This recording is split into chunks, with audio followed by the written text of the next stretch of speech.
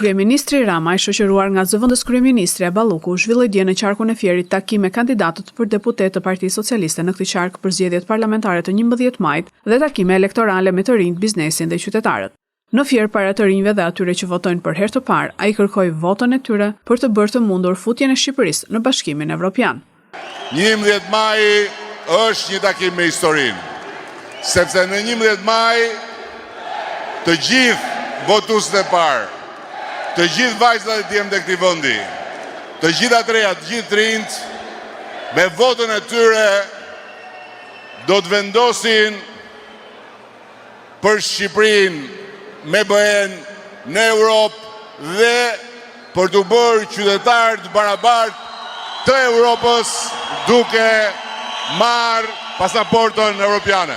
Në qytetin e Patosit, kryeministri Edi Rama kërkoi një fitore rekord për Partinë Socialiste.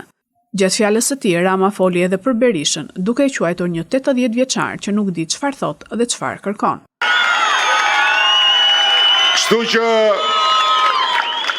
deri në 11 maj bëni çmos që së bashku me këtë mundeni të derdheni lum në kutitë e votimit. Bëni çmos që të bindni ata që ende kanë dyshime